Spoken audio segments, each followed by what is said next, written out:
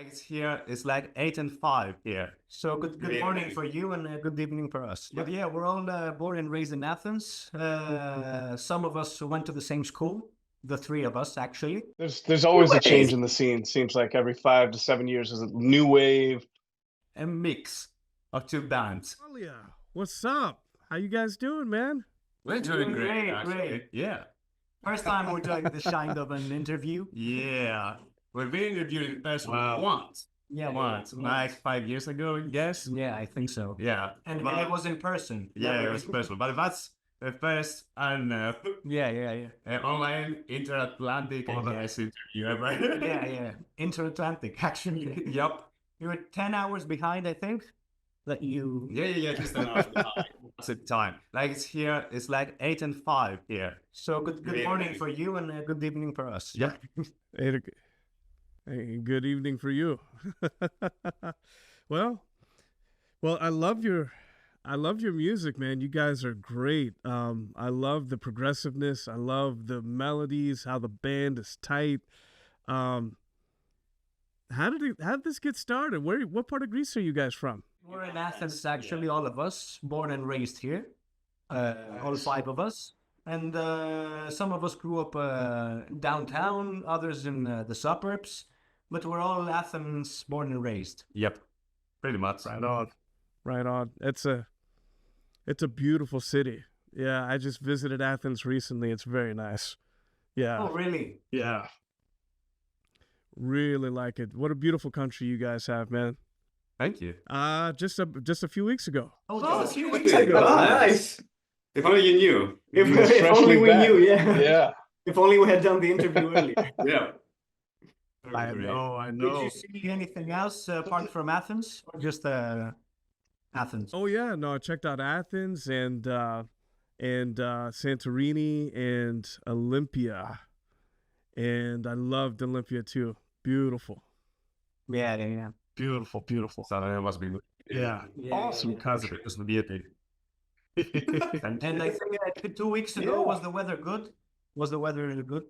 it was good, nice and warm. Probably like mid 80s, something like that, low 80s. Perfect weather. Someone has got to do the conversion from Fahrenheit. The conversion from Fahrenheit, I don't know. Yeah. It would be pretty good, I guess. Yeah, that's so who knows? But yeah, we're all born and raised in Athens. Some of us went to the same school, the three of us actually. And Philippos and Konstantinos were friends with the other guys, so they played music, I think, from a young age. Yes. Yeah. But most of us So you were guys- were the same school, so it was very easy, Yeah. getting to know each other. And That's gonna be Grigoris, Antonis, and Marcos. Marcos. Antonis is the drummer. Yeah. Marcos is one of the guitarists. Nice. So you guys were all playing in different bands at one point, or a couple different bands, and then you joined up together? Yeah. Actually, Marcos and I were in a metalcore band, which you can find some songs on YouTube. It was called Sneakers 8 Mars. Like, pretty much standard metalcore stuff. Yeah. You maybe, if you, I don't know, a little bit close. Past Yeah. tense. Yeah, if you can know the stuff from our discography on Sneakers, you could see some leaks that were transferred to Qualia's first album. Yeah. Laundry. Yeah. If you give a listen to our previous, bands, you can find similar sounds. Yeah, of course. And the same thing goes for Nice. Antonis and Konstantinos, our drummer and the other guitarist, Yeah. who were in a band together as well. Yeah. So it was a mix of two bands, actually, who were joined to bear Qualia. Yeah. And I also used to have another band. We also played metalcore during the period of 2010, 2014. It was whole stuff then, and the metalcore scene was good. Yeah, the stage in Athens was good for that genre at that point. Really? Yeah, which was kind of, I don't know, surprising to us also. Well, it was pretty good stuff then. Yeah, we were metalcore bands popping around everywhere. Yeah, metalcore bands were popping around actually everywhere. Yeah, it was great. And that stopped around 2015, and unfortunately now there's nothing active scene in Athens. Yeah, it has. It kind Not for exclusively, I mean, metalcore in general. There's not an active scene for, bands. Only solo artists and rap or trap, yeah, style or genre. Sharp is Really? fine, and not a good kind of buyer. What do you think happened to the scene with the metalcore scene and the rock scene in Athens? I don't know. I'm not actually sure, but the whole metalcore genre faded, in general.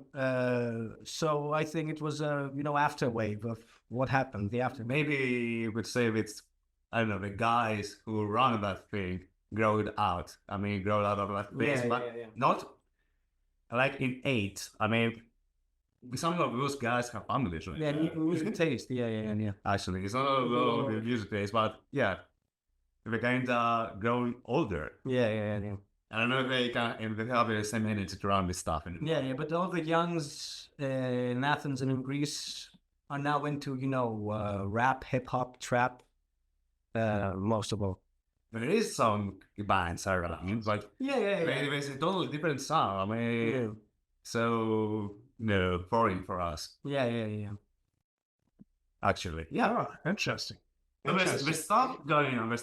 But so, I mean, there's bands around, and we've barely heard of them. I mean, we were surprised for some reason when we went to that contest for Rockwave, for example. Yeah. There was a contest for one of those great gigs that happens, I mean, annually in Athens. There's a one of the great festivals. Yeah. It's called Rockwave, for example. And we tried to join, or one of those that they have, so that you could play there, but only for seeing what other bands are around. And there's still, I mean, very younger bands there, and there are bands that we haven't no means to have heard of before.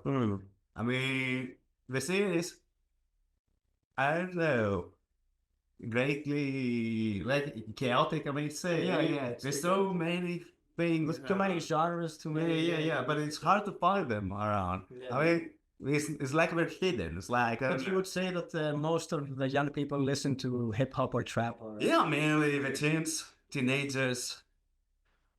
Yeah. On the mainstream, I guess, yeah. If we take an average, the average is like, I don't know, a mirror image of one of the famous or infamous, may say, trappers around here. It's kind of sad though, but average is what you see around. I mean, all those kids that play guitar at home, you're not gonna see them around. You're not like make themselves heard or seen. So it's kind of normal. I mean, it's understandable. Yeah. I should. There's always a change in the scene. Seems like every 5 to 7 years there's a new wave.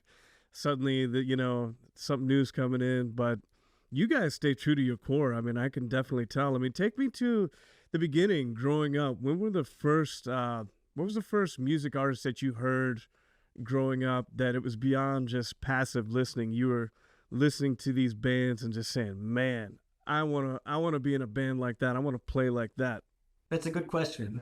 Wow. For me, actually, it was when I picked up the guitar at around, I think I was 8 years old, and I started getting into the punk rock genre and music, and I gave a listen to Bad Religion, No Effects, Pennywise, and all that kind of stuff. And it was that was my first moment, that feeling as you describe it. I used to hear the sound and I used to imagine myself, oh my God, I want to do this. I want to sing this type of stuff. I want to play this type of fast beats and, fast riffs and etc. But that was my first moment. Well, And I would say Bad Religion was the main factor of that. yeah, you're right.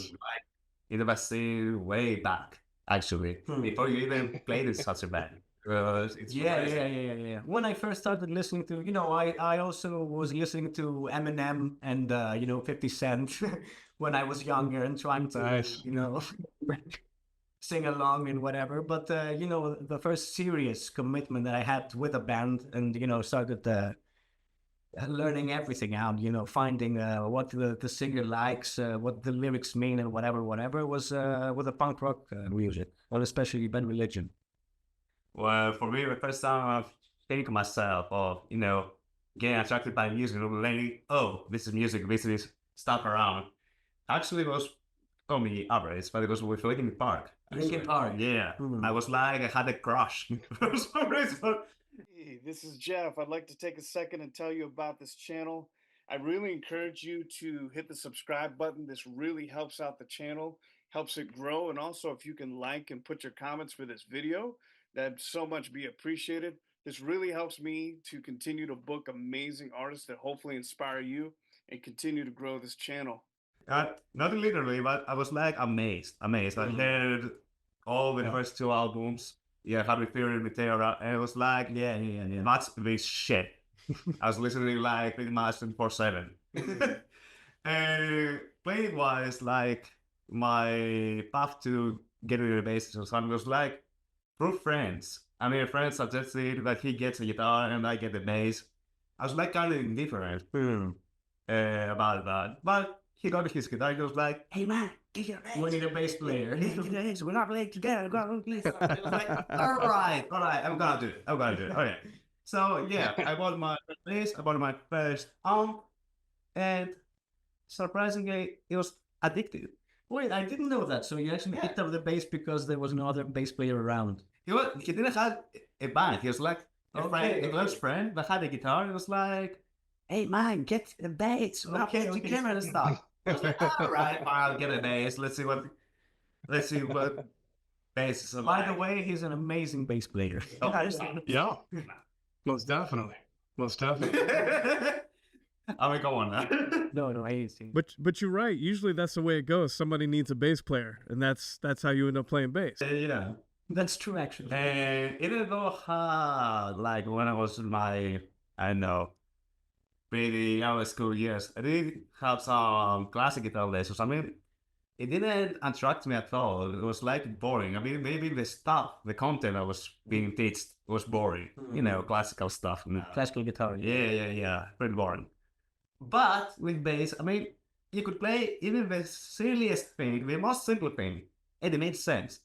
It was like the sound that the instrument gives you is full bass sound. And I was amazed. I mean, I remember myself getting the bass lines from video game music, like from Sonic 3, for example, Sonic the Hedgehog. And even that was amazing. I mean, they had some crazy bass lines like disco parties, like like that kind of thing. It was like you could find you can find content everywhere because everywhere there's some kind of bass line. And also, it's worth mentioning, I think, that the video game music is a big part of what. Yeah, because we all grew up with video games. I mean, we're all amazed. Either from Nintendo, from Sega, from whatever. Sonic Classics. Yeah. From whatever we had around. Pokemon, Mario Bros. And yeah, of course. But it played a huge part. Yep. That's we're this kid. Yeah, we're 90s kids, so we grew up with our Nintendos or our PlayStations and stuff like that, of course. Most definitely. So, where do you go from there when you first start playing and singing, and how do you end up in your first bands and getting on your first stage? What was that like? Well, it was, I actually thought of that quite recently because a friend of mine had a band, we were like 9, 10 years old at that point. But he had a band, my friend was a bass player, and he had a friend who was a drummer. He started taking drum lessons. And he came and said, hey, me and Yorgos have this band and we play some stuff, blah, blah, blah. Would you like to join? Because I just started taking guitar lessons. And I said, oh, sure, never knowing what this might end up to. And that's how I started, singing and playing. We gathered up and actually me and that friend that played bass, he's the reason why I started listening to Bad Religion. He introduced Bad Religion to me, and that's why we were close and we had the same preferences in music. So that's how I started singing, actually, in a more serious note. And the first stage, I think it was at school, as most kids. The first time I hit the stage. I think Talent it show? was at a school show. Yeah. And then we started, playing more seriously at around 14, 15 years old. His brother joined, who was actually a really nice singer. And I used to do backup vocals at the time and play guitar. And after that, because two of the members went, one of them went to the UK to study. So we had to disband. So after that, any band that I started, I wanted to sing mainly. Right. And that's how. Well, for me, the first time I hit the stage, it was like an awkward gathering of people who wanted to start a band, but nobody knew what they wanted actually. I mean, you had just one live, the if there's something like in the Athens College. Oh, at a school. Yeah. Yeah. It was at school, yeah. So some kids, one kind of private school anyways. But it didn't really go anywhere. I think it's like an awkward stage of my early beginnings when we were playing in the band. But the first band that was like a real band, I was in the university at that time, and a friend of a friend told me, and a friend actually told me that his best friend is a little guitarist. Oh. It was like Spiros from Sneakers, a Okay. band I was talking about earlier. And those guys happened to live very close to me, like really close. I mean, it was like, an 8-minute walk from my house. And one night I saw that guy, we were like out for I don't know, for a bar or something. Yeah, we were somewhere. And we crossed at my place, at my parents' house, we were living there. And I saw him about, I know some licks on bass. He was like, yeah, you're good enough. You gotta try. They come across. And what was amazing for me was like when you haven't interacted with anybody in a band, you think yourself you think pretty high of yourself. Like, I can do that, I can do the other thing. And I was struck when I saw how a real band works. And You have to keep up with everyone. Yeah, you have to keep up with them. They were pretty amazing players, all of them. They were outstanding. I was like, shit.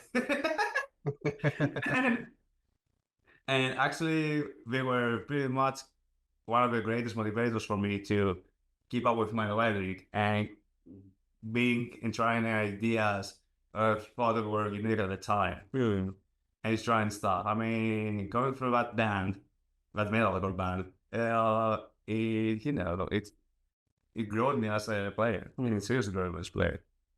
And that part of the growing continued with our main band now. Go it. Yeah, that's great.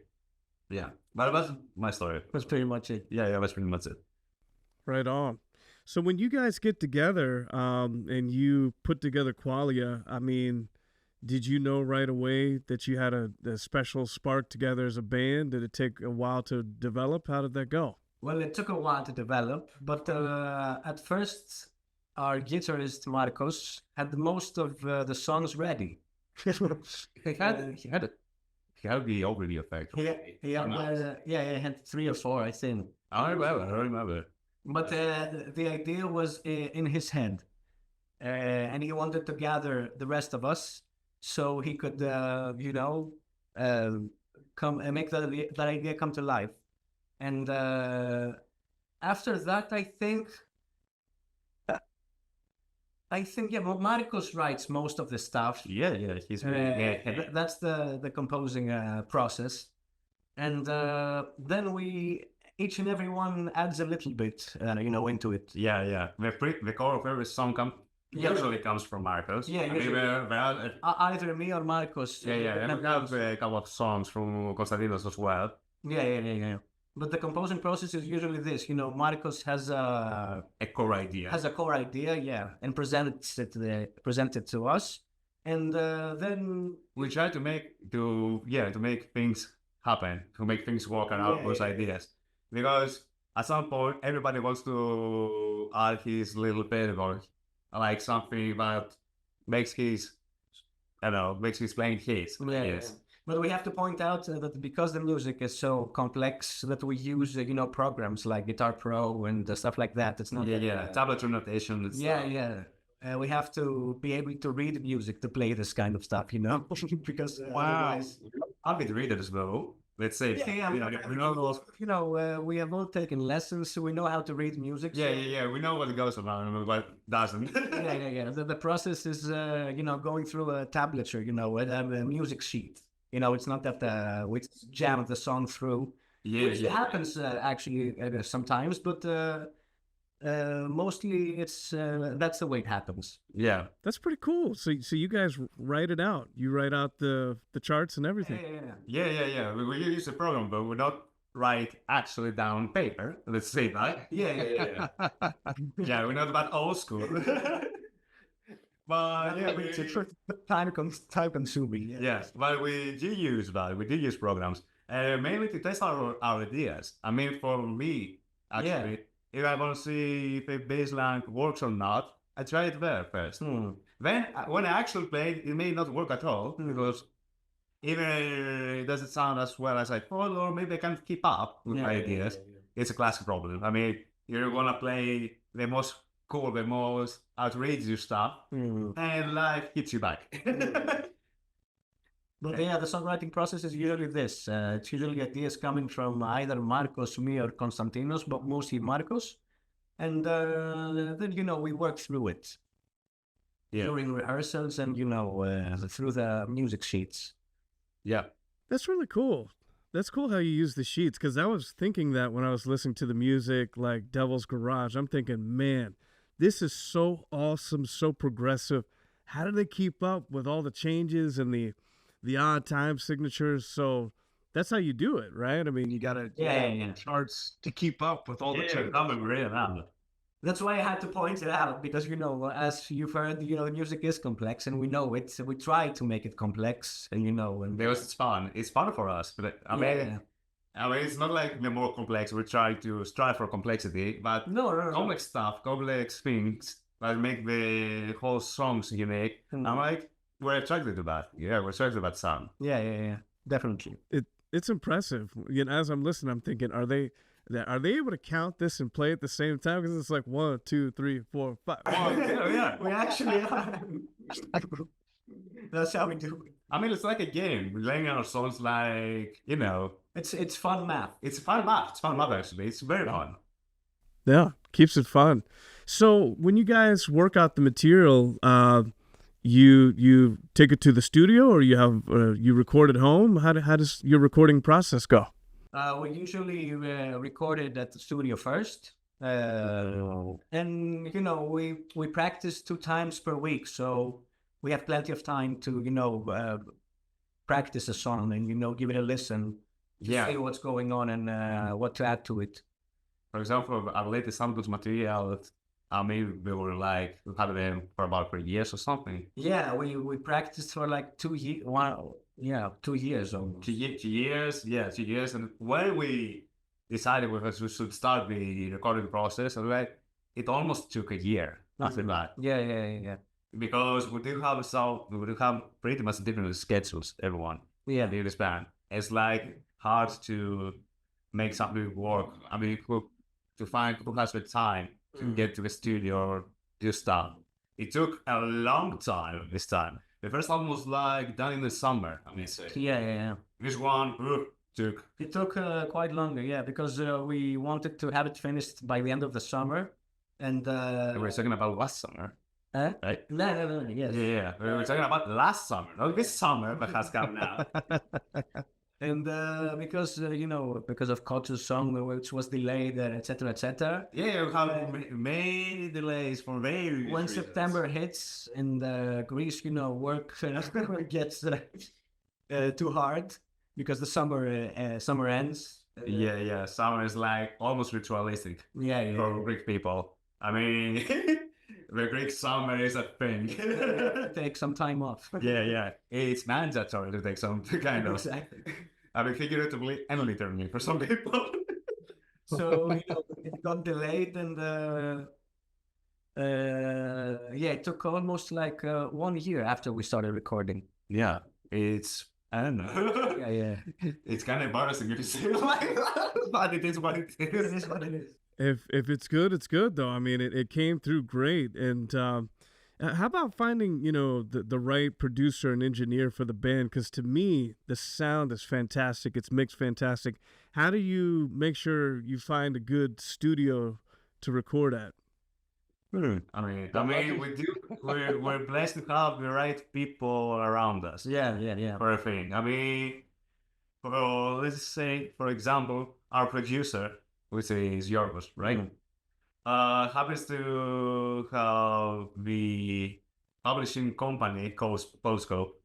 That promotes, yeah. Yeah, the guys who published us first here in Greece. Yeah. And those guys are friends of us, the guys at Postco. And Yorgos is a pretty great, engineer. He's a great sound engineer. Yeah. Great. I mean, he's ultra talented. And we're thinking of him as a choice. And he was like, bring it on. I mean, I can do that sound. I want to try mixing your sound and doing something here. So, yeah, we're pretty much, I don't know, we're pretty much lucky, I may say blessed, But you yeah, find the word. yeah. But the music scene in Athens particularly is not very big. So after playing in shows for 15 years, at that point, you get to know everybody.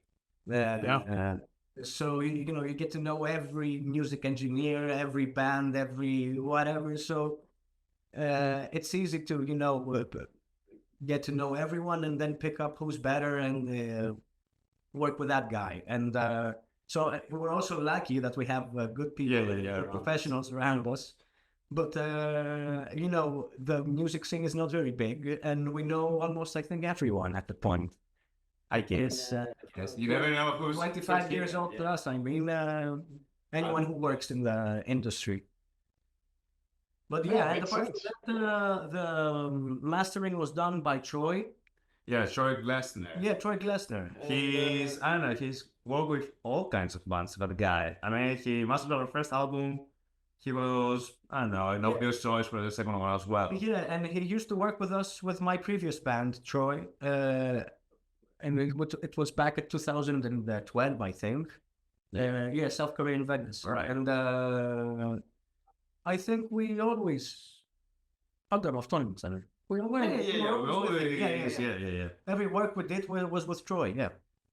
So we Nice. Yeah. He's great. I mean, I can suggest Troy to pretty much everybody. Yeah. You can't go wrong. So when you're in the studio laying down the tracks and today's modern technology, you can lay down 1 million tracks and Logic, Pro Tools, whatever. How do you know when the song is done? That's it. No more adding on overdubs. You're done with the song. How do you know that? Well, we do have some main tracks, but we know, the guitar's gonna play this and that. The bass, I mean, it's a one track for the bass, one track for the drums as well.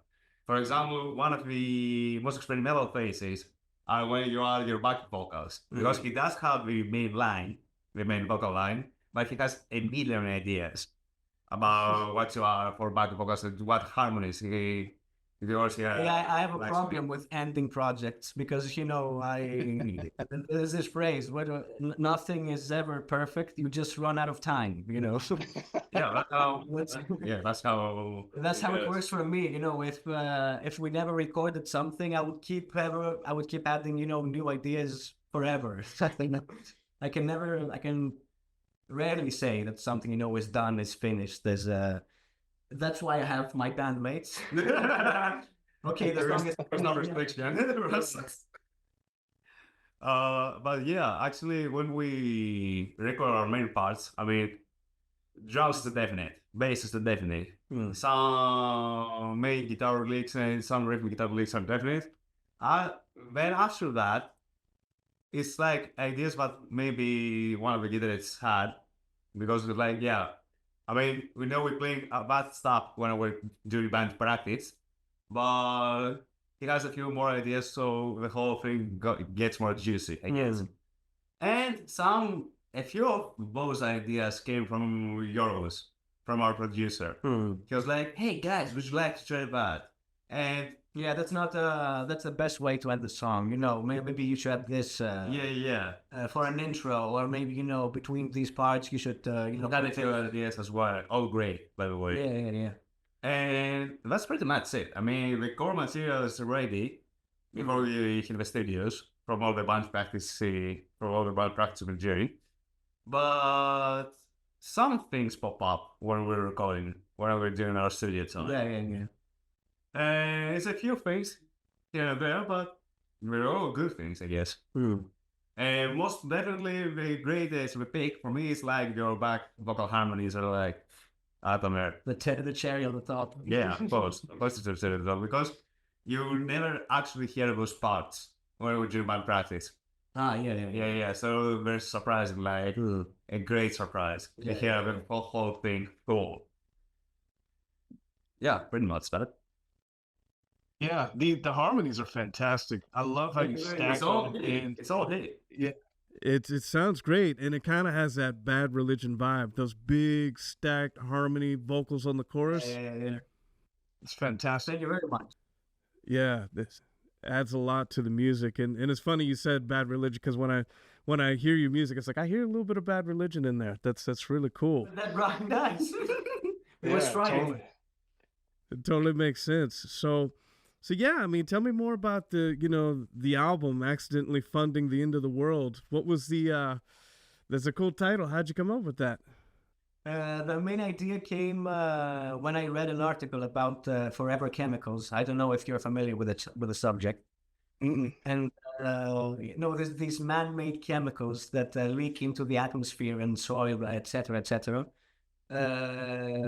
which are produced by two companies. I'm not going to go into this very much. 3M and DuPont, and these chemicals actually stay in the atmosphere and in the earth forever,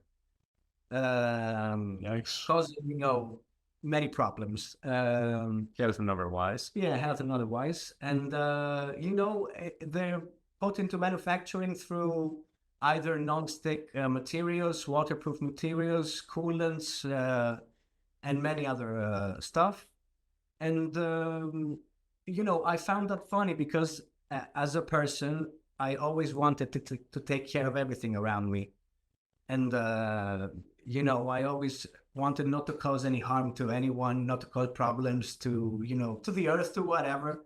And learning that through over-consuming, myself had, contributed, to that forever chemical factor. And, I knew that there were chemicals out there that through my, consumerism had been put in the atmosphere. I found it funny. And I thought, oh my God, I always wanted to help.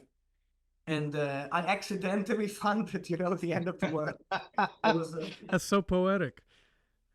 That's a cool spin on it, though. I see what you're saying. It's like you didn't mean it, but you look into it, you're like, oh man, I'm helping something that's pretty crazy. I didn't know. I mean, there wasn't even research done at that point to have known, But that's. But even through minor stuff in life, I mean, we had a release gig actually for our release for the album, and we were for the release, let's say party, we had so many balloons, so to make the whole thing more fun. And you think about it, it's like so much waste plastic. Yeah. You get balloons, you get a whole lot of balloons, and you contributed to the problem. Yeah. But you don't think about it. I mean, you want to fun. You don't just It's also talks about over-consumerism and all that stuff. But that was the main idea. That was how I came up with the title. It was by accident. Oops. I mean, I didn't know. But it makes sense. I mean, it's like you realize it's like, oh man, they do what? They put what in the atmosphere? They put what in the water? It's like, and you look into it, you're like, man, it's just crazy, just when you start to see things for what they are. Yeah. So tell me about Eat the Stars 3.0. How'd you guys put that one together? I love that one. Eat the Stars was mainly composed by Marcos instrumentally. Yeah, that's one thing. Yeah. And the concept is like the end game. It's like when you have consumed everything that has, ever existed on Earth, and there's nothing left to eat than the stars. So you just start eating, the stars and the light that exists, and then you just wake up like a day later just to realize that now there's not even light left around you. That was the main concept of the song. So it's actually the end game of consumerism, of the late stage capitalism. Yes, yeah, in a way. Yeah.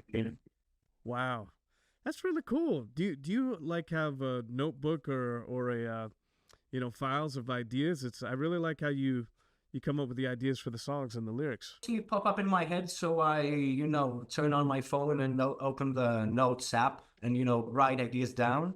And afterwards, when the song is Finishing up. more finishing up or more completed, I sit down with a pen and paper always to complete the idea and add lyrics and but usually the ideas come the lyrics come from small ideas I have which pop in my head, and I write them down in the notes app, and when I get home I think about it.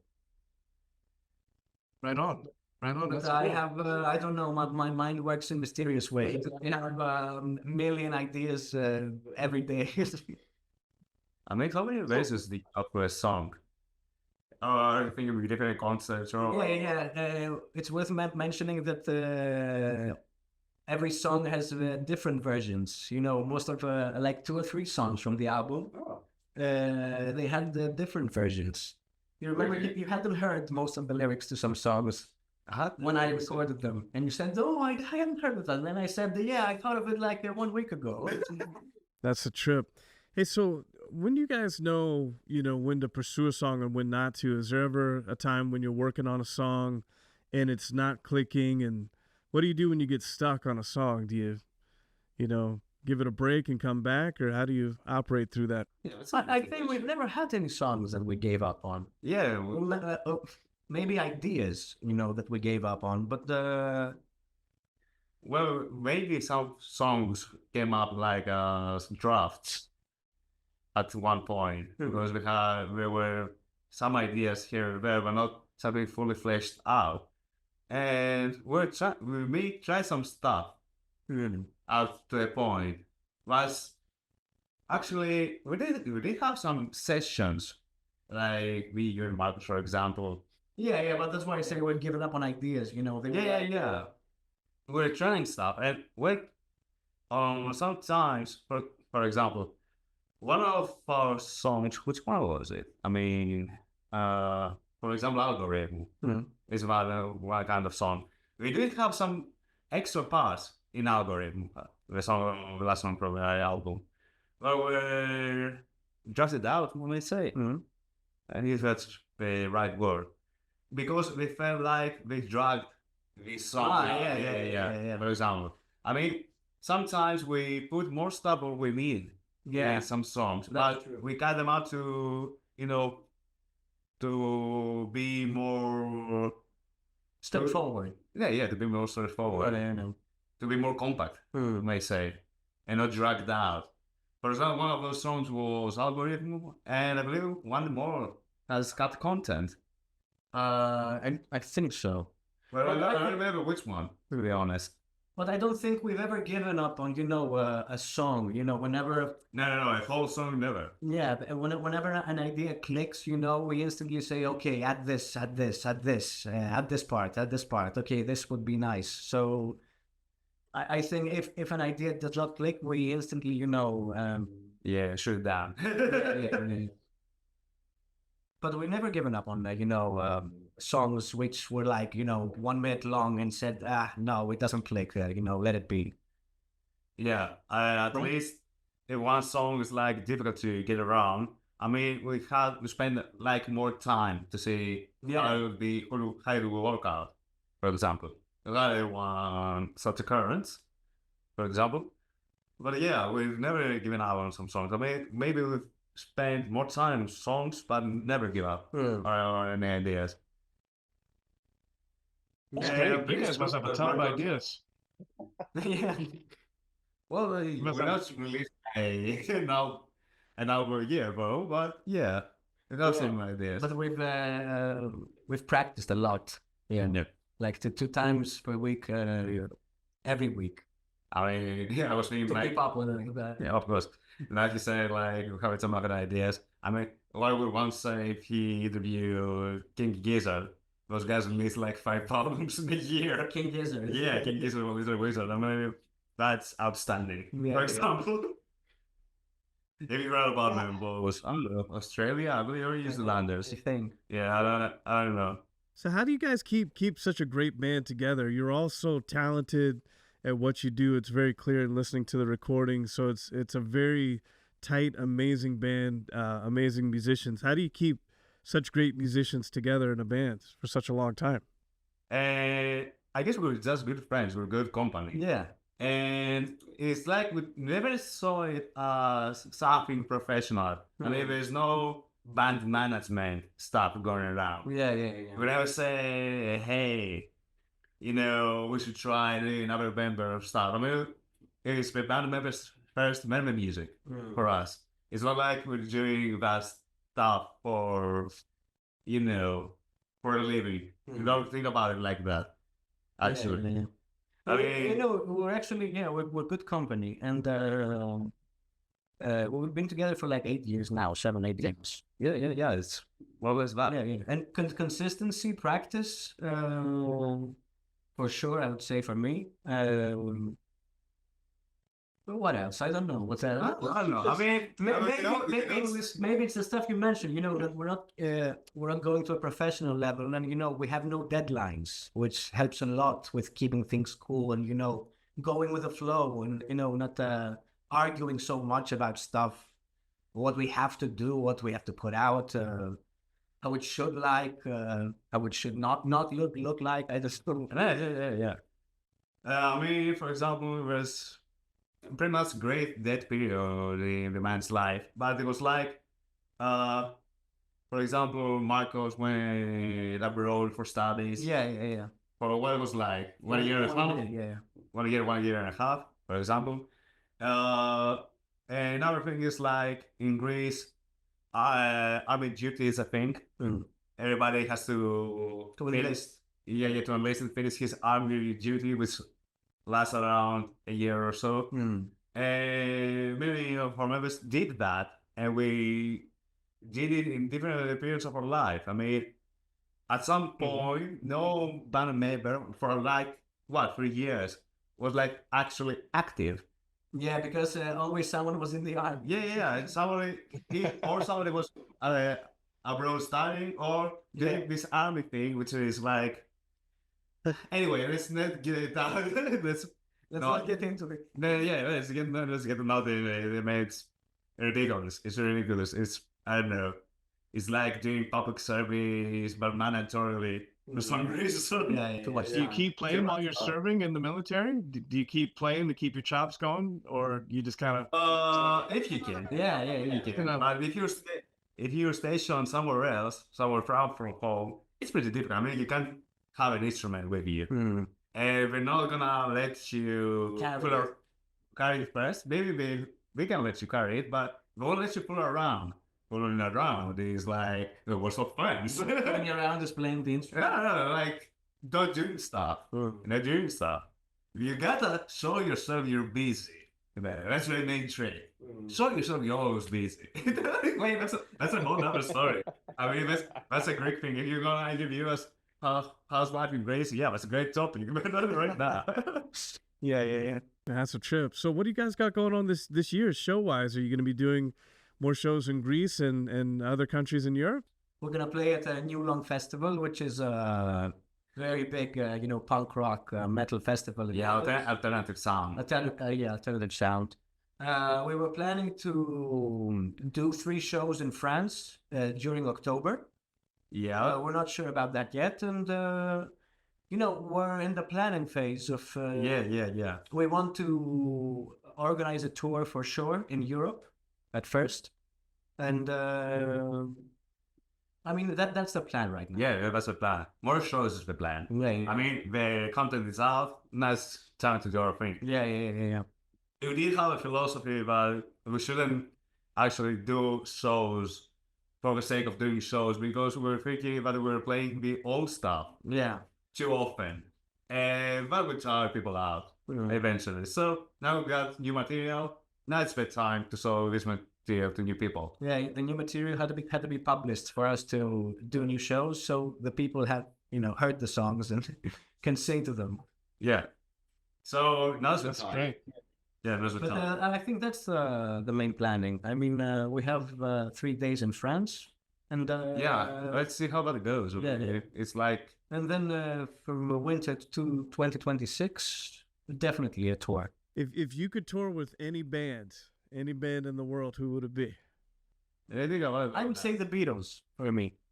Awesome. yeah, he loves the Beatles. Yeah. He loves They're the amazing. Beatles. I was thinking more realistic in around our scene, our Euro sound. I was thinking about a Welcome Scream. I was thinking yeah. about Guild. Those were great guys. I mean, I would got I would got my wrists for Welcome Scream. Well, I find it great. I find it great. I don't know if you've heard of a Wilhelm Scream. Very nice band. Yeah, it's a great band. I mean, are they stationed in the UK or The US, I think. very well? I mean, yeah, very yes, band. Very great. Very great. I mean, if you like our sound, or at least Yeah, you should give them a listen, definitely. yeah. Welcome, great stuff. welcome, Screen. It's like a Wilhelm Scream. Hey, that's some live. Nice. Yeah, you got a little late here. A Wilhelm Scream. Wilhelm Scream, yeah. WILH. ELM. Wilhelm. Wilhelm. It's like for a Wilhelm Scream as a what's it called? We have to say the meme. I mean, Wilhelm Scream is like a sound from a movie. It's like Whenever someone falls or gets hurt in a movie, yeah. they put this dub effect, this sound effect, which is Oh, It's like a very distinct scream. it's a very distinct. I mean, you pretty much hear it everywhere. Indiana Jones, yes. Lord of the Rings, Star yes. Wars. Star Wars, yes. Only Everything. with it, so you could find, you can find so many compilations of Wilhelm screams online. And And if you hear it so much, you can pretty much recognize it in random movies. I mean, it's like, I don't know, a tongue-in-cheek thing. It has Yes. become a meme, actually. Yeah. And that band what shows that's great, I don't know, thing around that movie thing, the a Welcome Scream band. And there's such players. Yeah. I'm not saying I'm part of the Beatles because the Beatles are gods. I mean, they're both. But yeah, but I would say our music is definitely inspired by the Wilhelm Scream, also. A Welcome Scream, I mean, we're pretty much influenced by Protest the Hero as well. Yeah. Early days. Yeah. There's so many influences around our sound, actually. What's an influence that I would never guess that you guys are into that I'd be like I'd be surprised like whoa they're in the who what Wasn't the Beatles enough? I have to find another one. I don't know. I mean, I listen to all type of things. Everybody has their own things that they listen to. And I mean, some stuff, that's like games. It's not a good question. I mean, Yeah, that's a great question. But it's not like stuff gets directly out. I mean, you got so many influences, you got so many sources of sound that you listen to for years. Something may get indirectly out, but never directly. You never think, oh, we're gonna do a thing like that bad or something. I mean, after a while, it's something you've lived with. Yeah. But I don't know, something you've never heard of or expect. I mean, that has, I don't know, it has to do with what you know from our scene, actually. I could say some, Greek stuff, but you haven't heard of it, obviously. I'm trying to find something, I could say, classical music or whatever, but maybe, you know what? some I could see that. I could see you guys being into classical with the sophistication of your music. I could actually see that. Us as well. I mean, It's like the basic thing to listen to some jazz fusion. Yeah, actually. yeah. Some great bass there had so many things to listen from the jazz. Yeah. But I think the good thing is that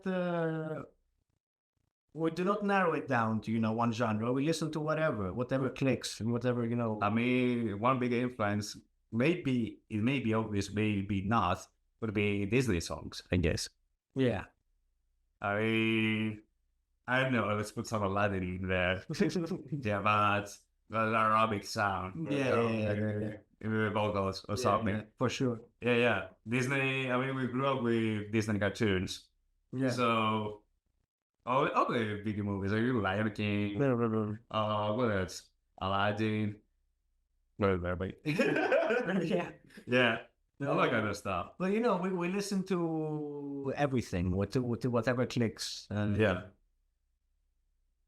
Makes sense. Yeah. Tell me, where can I find you guys online? Well, through many social handles, like it's either Facebook, it's either Instagram.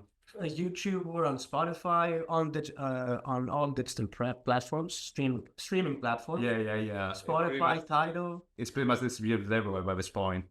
But if you want to contact us, I mean, either Instagram or Facebook is a good pick. Yeah. Yeah, we pretty much we're gonna respond to anything that's said, get sent there. But our music is being streamed, I think, on all. Yeah. Almost all platforms, or some we maybe never heard of, actually. And there's a few places where you could get the album physical copy. Yeah, well, there's also a physical copy out now, which you can get. But if you want to reach out Qualia, actual guys from Qualia, yeah, it'll be either Facebook or Instagram. Yeah. You got so the copies. Yeah. Nice. There's a story that thing. As you may see, that's a cookie. Oh, cool. That's a cookie. That's a great. That's a cookie. Another cookie. Yeah, and you could pick up the album that was a red velvet. This is a chocolate one. This is the older album, our first one. Yeah. Has Yeah. chocolate chip cookie. The story behind that is that every time we did band practice, because our band practices are being held at our drummer's house. Yeah, our drummer has a nice room which has His drum set. He has turned into a Endless studio. Yeah, some sort. Yeah. And at the end of each rehearsal, we used to go to his kitchen And raid it. and raid the kitchen because he used to have tons of He had cookies. Yeah. Had like some kind of meat sticks. Really great. salami sticks. Salami sticks. Yeah. It was great. I mean, it was always a fun thing to do after practice, and he was cool with it. Yeah. I mean, he was. No, he wanted us to. Yeah, he was encouraging me, our behavior. Yeah, so we were like vegan cookies, and that's why the main idea of having a cookie disc came around. I mean, it was. The main attraction of the kitchen after the practice was always the cookies. Yeah. You know, that was the main attraction. So When the cookies started, we were so it became a theme. So you know that we're being fueled by cookies at this point. Thank you so much for being on the show. It's been an honor and a privilege, and I'm looking forward to hearing more from you guys. And hopefully, I'll see you guys in the States sometime. I'd love to see a show. For the great trip too. Yeah. But the pleasure is ours. We're so happy to Thank you very much for inviting us. have us. Yeah. Yeah. Having us, giving us the opportunity. Yeah.